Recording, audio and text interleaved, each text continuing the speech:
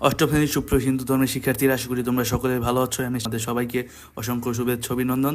তো আগামী 10/7/24 কিন্তু তোমাদের হিন্দু ধর্ম পরীক্ষা অনুষ্ঠিত হবে, ষান্মাসিক সামষ্টিক মূল্যায়ন। তো তারই ধারাবাহিকতায় তোমাদের জন্য আজকে নিয়ে এসেছি নমুনা প্রশ্ন এবং উত্তর। তো তোমাদের কিন্তু হিন্দু ধর্মের মধ্যে বিভিন্ন ধরনের কাজ থাকবে। তো তারই ধারাবাহিকতায় আমরা তোমাদেরকে আজকে কয়েকটি কাজ এবং তার উত্তর দেব। তো চলো কথা না বাড়িয়ে ভিডিওটি শুরু করছি। দেখো, এখানে লেখা রয়েছে ষান্মাসিক সামষ্টিক মূল্যায়ন 2024, বিষয় হিন্দু ধর্ম, শ্রেণী অষ্টম, শিক্ষার্থীর জন্য নির্দেশনা।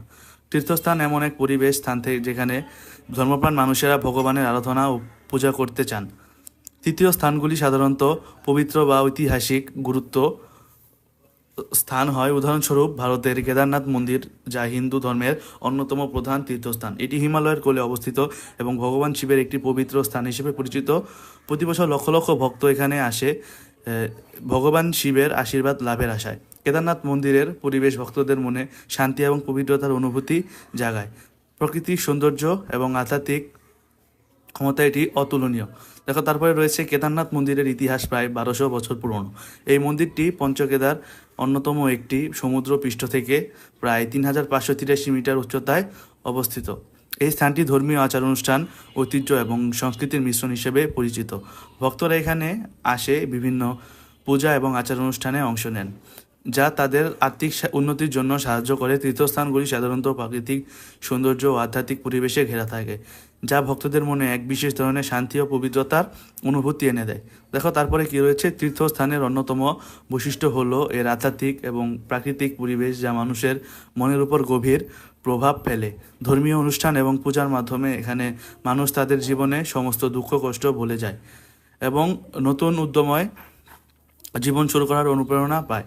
তীর্থস্থানগুলোর এই আপেক্ষিক অভিজ্ঞতা মানুষকে নতুন করে জীবনকে উপলব্ধি করতে সাহায্য করে। তো দেখো, এখানে কিন্তু তোমাদের কাজ দেওয়া রয়েছে। দেখো, প্রথম কাজ, একক কাজ, তীর্থস্থানটির বৈশিষ্ট্য লিখো। তো তোমাদের একক কাজ, প্রথম কাজে লিখতে হবে তীর্থস্থানের বৈশিষ্ট্য। তো উত্তর কিন্তু আমরা আজকে দিয়ে দিয়েছি। তো তারপরে দেখো, 2 নম্বর কাজ রয়েছে দলগত কাজ। 2 নম্বর কাজটি দলগতভাবে করতে হবে। তো দেখো, প্রথম পয়েন্টে লেখা রয়েছে তোমরা কেন তীর্থস্থানে যাবে, বিশ্লেষণ করো। 2 নম্বরে লেখা রয়েছে তোমরা তীর্থস্থানে গিয়ে কি কি করবে তার একটি তালিকা তৈরি করো। তো আমরা কিন্তু তালিকা তৈরি করে রেখেছি তোমাদের জন্য। তো চলো আমরা প্রথম কাজটি শুরু করি। দেখো, প্রথম কাজ লেখা রয়েছে তীর্থস্থানটির বৈশিষ্ট্য লিখো। পবিত্রতা। তীর্থস্থানগুলি ধর্মীয় বা আধ্যাত্মিক দৃষ্টিকোণ থেকে অত্যন্ত পবিত্র স্থান হিসেবে বিবেচিত হয়। এখানে প্রার্থনা এবং পূজা অর্চনা করা হয়। 2 নম্বরে রয়েছে ইতিহাস ও ঐতিহ্য। তীর্থস্থানগুলির সাথে অনেক পুরনো ঐতিহ্য ও ধর্মীয় গল্প এবং কিংবদন্তি জড়িত থাকে। এই স্থানগুলি সাধারণত বহু বছর ধরে মানুষের পূজার স্থান হয়ে উঠেছে। আধ্যাত্মিক পরিবেশ। তীর্থস্থানগুলিতে এক ধরনের আধ্যাত্মিক শান্তি ও স্নিগ্ধতা থাকে, যা মানুষের মন ও মননকে প্রশান্তি দেয়। তো লাস্ট রয়েছে ধর্মীয় আচার অনুষ্ঠান। এখানে বিভিন্ন ধর্মীয় আচার অনুষ্ঠান পালন করা হয়। এই অনুষ্ঠানগুলির মানুষের ধর্মীয় বিশ্বাসকে দৃঢ় করে। ঠিক আছে, ধর্মীয় বিশ্বাসকে দৃঢ় করে। তো তারপরে রয়েছে তোমরা তীর্থস্থানে গিয়ে কি কি করবে তার একটি তালিকা তৈরি করো। তো দেখো, লেখা রয়েছে আধ্যাত্মিক অভিজ্ঞতা, এটি হচ্ছে পয়েন্ট। এবং আমরা যে ব্যাখ্যা লিখেছি সেটি হচ্ছে তীর্থস্থানে যাওয়া আমার আধ্যাত্মিকতা বৃদ্ধি সহায়ক হতে পারে।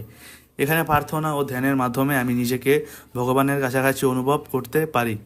তারপর রয়েছে মানসিক প্রশান্তি। তীর্থস্থান পরিবেশ সাধারণত শান্ত ও স্নিগ্ধ থাকে, যা আমার মানসিক প্রশান্তির জন্য উপকারী হতে পারে। ব্যস্ত জীবনের কোলাহল থেকে দূরে এসে এখানে আমি মানসিক শান্তি পেতে পারি। এরপর রয়েছে ধর্মীয় আচার অনুষ্ঠান। তীর্থস্থানে বিভিন্ন ধর্মীয় আচার অনুষ্ঠান পালন করা হয়। এসব অনুষ্ঠানে অংশগ্রহণের মাধ্যমে আমি আমার ধর্মীয় বিশ্বাস ও সংস্কারগুলির মজবুত করতে পারি। এরপর রয়েছে ঐতিহাসিক ও সাংস্কৃতিক জ্ঞান। তীর্থস্থানগুলির সাথে অনেক ঐতিহাসিক ও সাংস্কৃতিক গল্প এবং কিংবদন্তি জড়িত থাকে। এখানে আসার সময় আমি সেই সব গল্প ও সাংস্কৃতিক সম্পর্কে জানতে পারি।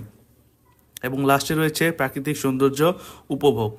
অনেক তীর্থস্থানে প্রাকৃতিক সৌন্দর্যের মাঝে অবস্থিত পাহাড়, নদী, বন ইত্যাদি সৌন্দর্য উপভোগ করতে এবং প্রাকৃতিকের সাথে একাত্ম হতে আমি তীর্থস্থানে যেতে পারি।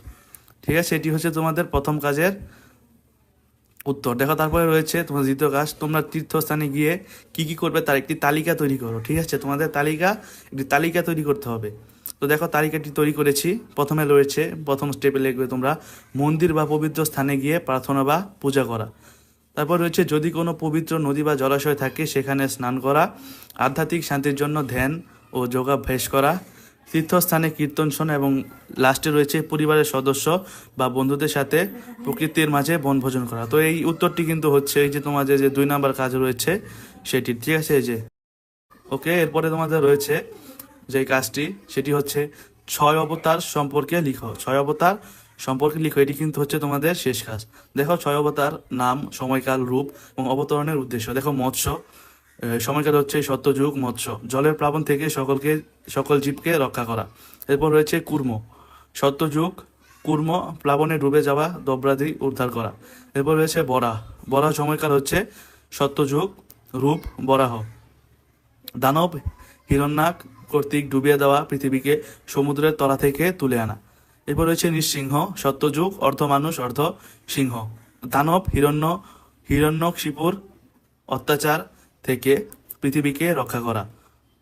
এরপর রয়েছে বামন, সময়কাল ত্রেতা যুগ, ব্রাহ্মণাকৃত মানব, দৈত্যরাজ বলিকে দমন করে পৃথিবীকে রক্ষা করা। এরপর রয়েছে সর্বশেষ পরশুরাম, ক্রেতা যুগ, সময় হচ্ছে ক্রেতা যুগ, রূপ হচ্ছে মানুষ, অত্যাচারী হাত থেকে ধার্মিকদের রক্ষা করা। তো এই কিন্তু ছিল তোমাদের হিন্দু ধর্মের নমুনা প্রশ্ন। তো তোমাদের কিন্তু যে এই মূল প্রশ্ন রয়েছে সেটি কিন্তু আজকে আমাদের চ্যানেল পেয়ে যাবে সন্ধ্যা 7টায়। তো মূল প্রশ্ন পেতে আমাদের চ্যানেলটি সাবস্ক্রাইব করে আমাদের পাশে থাকবে এবং ভিডিওটি কেমন লাগলো অবশ্যই আমাদের কমেন্টে জানাবে।